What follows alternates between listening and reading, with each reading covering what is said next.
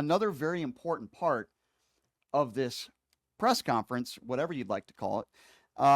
Ambush? Yeah, well, a reporter asked Donald Trump, explain why you're allowing white Africans here when other refugees have had all their protective status revoked, in a nice way of saying they haven't had due process, but yet you're allowing these white Africans in. Listen to this exchange.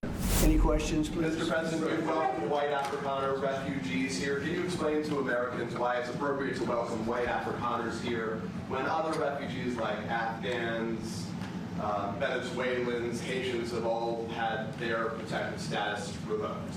Well, this is a group, NBC, that is truly fake news. They ask a lot of questions in a very pointed way. They're not questions, they're statements. Yeah, that's not a pointed question, right?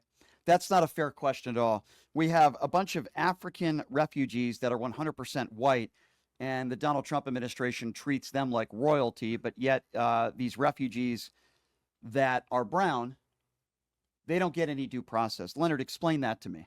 I think it's fairly obvious. You know, we used to have this standard when we filed discrimination lawsuits, which I filed on behalf of my members as a union president in the past.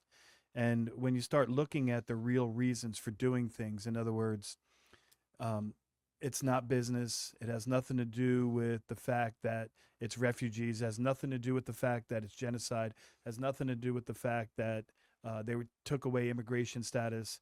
It really appears to be just the color of your skin. And if you're white, you know, green light, white means green light.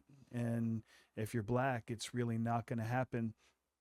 And as I said last time, 87% of the land in South Africa is owned by the white over the last several generations, two or three, a generation or so.